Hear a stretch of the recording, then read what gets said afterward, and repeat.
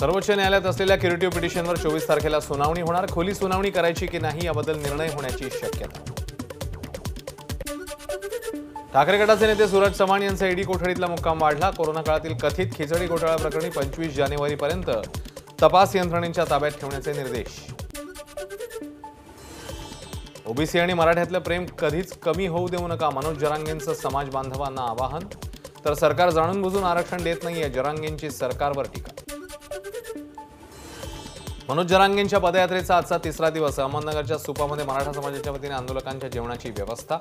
यावेळी जरांगेंचं जेसीबीच्या माध्यमातून पुष्पवृष्टी करून स्वागत।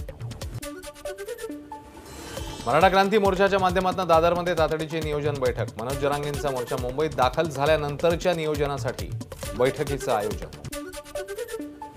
मराठ्यांना आरक्षण मिळाल्यावर अयोध्येला जाणार, मनोज जरांगे यांची प्रतिक्रिया। तर अनेक वर्षांची राम मंदिराची प्रतीक्षा संपली, त्यामुळे आम्हालाही आनंद, जरांगेंचं वक्तव्य। मीरा भाईंदर प्रकरणी आतापर्यंत 13 आरोपींना अटक केली आहे। सीसीटीव्ही फुटेज तपासून जे लोक त्या ठिकाणी असतील त्यांच्यावर कारवाई होईल। कुठल्याही परिस्थितीत अशा गोष्टी खपवून घेतल्या जाणार नाहीत, देवेंद्र फडणवीस यांची प्रतिक्रिया। जळगावचे काँग्रेसचे नेते माजी खासदार डॉक्टर उल्हास पाटील काँग्रेसमधून वर्षासाठी निलंबित।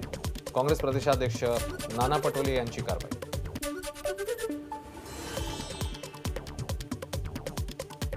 तर निलंबित करण्यापूर्वी चर्चा करायला हवी होती, मात्र ती केली नाही, उल्हास पाटलांची प्रतिक्रिया।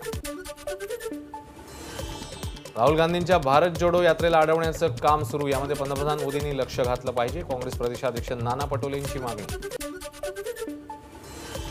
आज राज्यामध्ये 22 नवीन कोरोनाबाधित रुग्णांची नोंद, 32 रुग्ण बरे। राज्यात एकूण 422 ऍक्टिव्ह रुग्ण संख्या।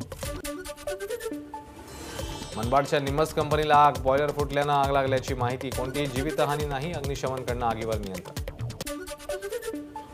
खासगी वाहन चालकाची एसटी चालकाला मारहाण, यवतमाळच्या घाटंजी बायपास इथली घटना। जीव वाचवण्यासाठी बस चालकाची पोलीस ठाण्यामध्ये धाव। उद्धव ठाकरेंनी अयोध्येचं निमंत्रण नाकारणं हे त्यांच्या कर्माचं फळ असेल, त्यांना प्रारब्ध उपभोगता आलं नाही, तानाजी सावंत यांची टीका। एबीपी माझा, उघडा डोळे बघा नीट।